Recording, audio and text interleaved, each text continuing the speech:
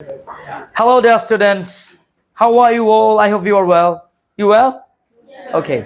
আমরা narration করছি assertive sentence শেষ interrogative sentences আজকে আমরা শিখব সবচাইতে ইম্পর্টেন্ট imperative sentence মনে আছে তো চলো imperative sentence কে কত সহজে শেখা যায় সেটা জেনে নিই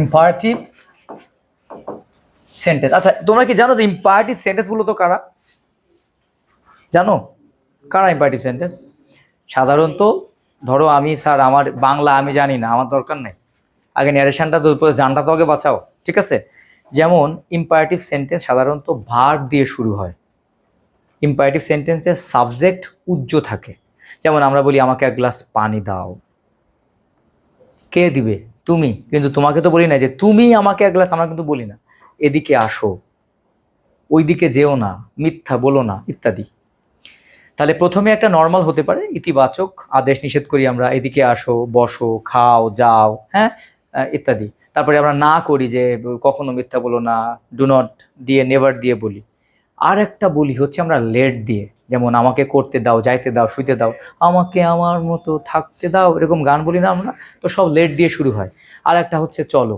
চলো চা খাই চলো বিড়ি খাওয়া ছেড়ে দেই এরকম আমরা বলি না সো এই চলো দিয়ে হয় তাহলে চার রকমের ইম্পারেটিভ সেন্টেন্স হয় কুচি করে কয় রকমের চার রকমের হয় আমরা খুব সিম্পলি জেনে নেব চার রকমের যেমন তোকে এক হচ্ছে ভার্ব দিয়ে শুরু হয় হলো আর একটা হচ্ছে ডু নট দিয়ে শুরু হয় বা ডোন্ট দিয়ে শুরু হয় বা নেভার ইত্যাদি দিয়ে শুরু হয় ওকে আর একটা সেন্টেন্স শুরু হয় হচ্ছে লেট দিয়ে আর একটা হচ্ছে লেটস বা লেট আস দিয়ে শুরু হয় যদি এই চারটা জিনিস তোমরা একটু ভালো করে বুঝতে পারো ইম্পারেটিভ সেন্টেন্সে তোমরা বস হয়ে যাবা ইম্পারেটিভ কয় ভাবে হয় চার ভাবে আমি কিন্তু দেখো তোমাদের জন্য ভিডিও মেক করা এই ভিডিওটা যেখানে ধরো আজকে অ্যাসার্টিভ স্যার বুঝি নাই ভিডিও দেখো ইম্পারেটিভ বুঝি নাই একবার দুইবার দেখলে কি রেদওয়ান বুঝতে পারতেছিস নর্মালি এবার তো তুই হিট ভাইরাল হয়ে যাবি তোর নাম বলা হয়েছে ভিডিওতে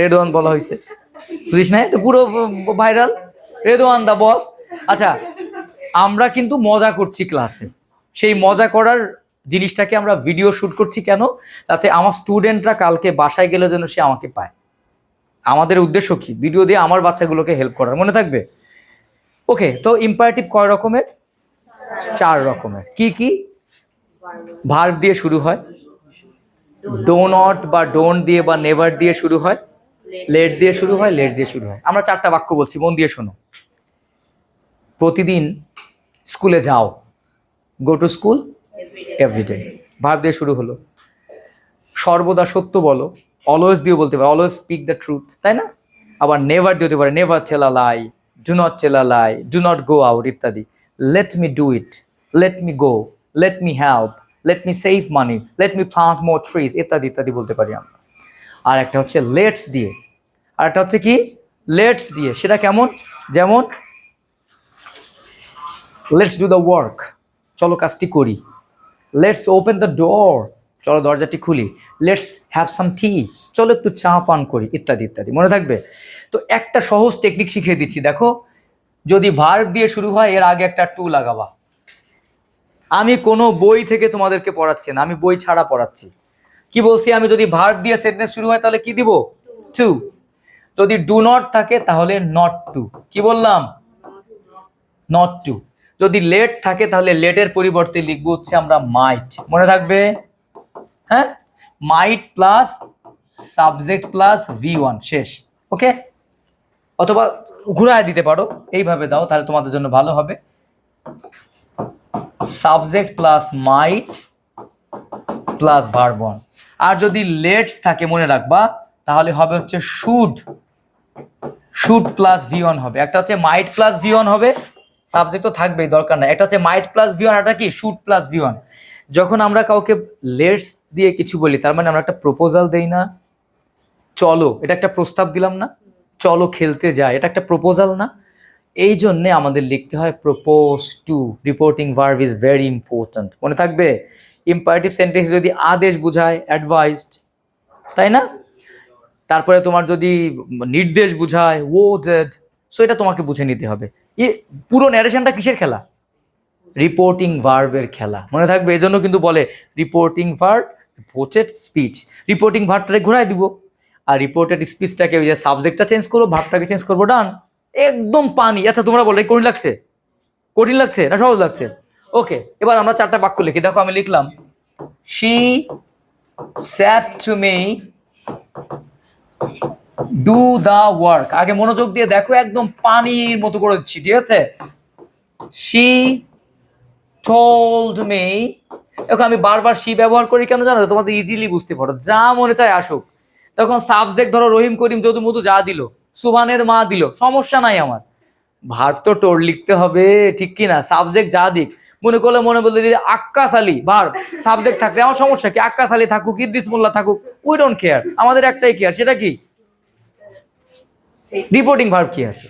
তাহলে she told me। এবার লিখলাম যে do not tell a lie, do not tell a lie। আর একটা বাক্য লিখলাম she told me,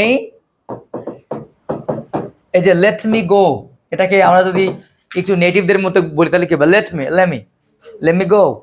আমরা বলি না let me do it, so let me যদি আমরা এটাকে নেটিভ ওয়েতে বলি let me, ওই যে গান শুনছিস না, give me। ওকে, আর এটা হচ্ছে কি?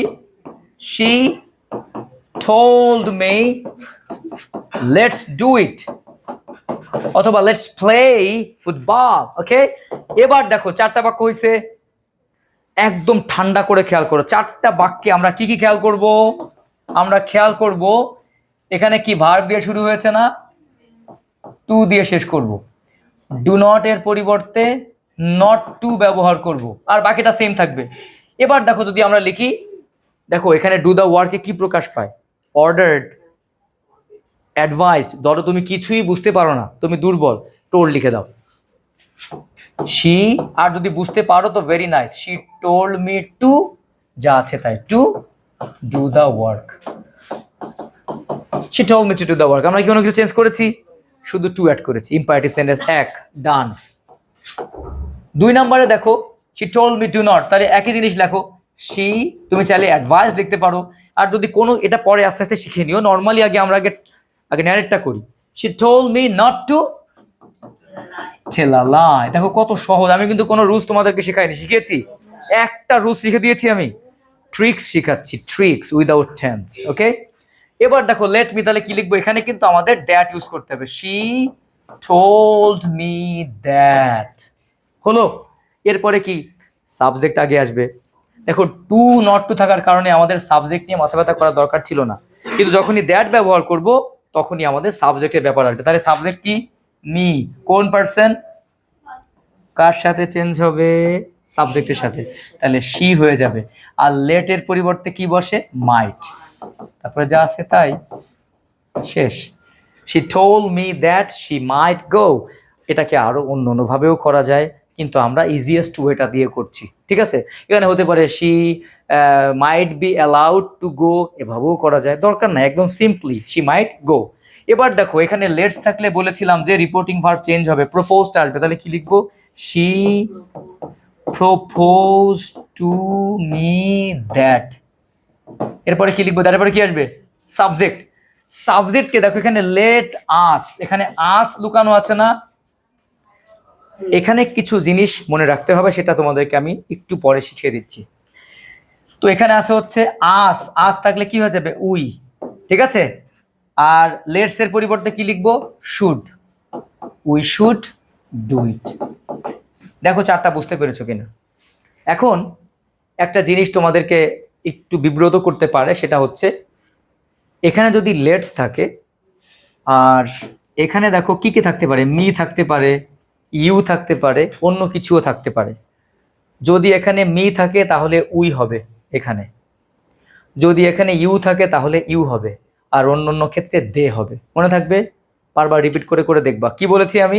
যদি মি থাকে উই হবে, ইউ থাকলে ইউ হবে, আর অন্য কিছু যদি থাকে, রহিম করিম যদু মধু শ্যাম, তাহলে দে হবে। কেন বলতো এমন হবে? যেমন ধরো আমি যদি বলি রহিম, করিম, যদু, মধু এবং আমি একসাথে আমরা। রহিম, করিম, যদু, মধু এবং তুমি একসাথে তোমরা। যদি আমি যেখানেই থাকবো আমরা হয়ে যাবে, তুমি যেখানেই থাকবে তোমরা হয়ে যাবা, আর বাকি সবকিছু তারা হয়ে যাবে।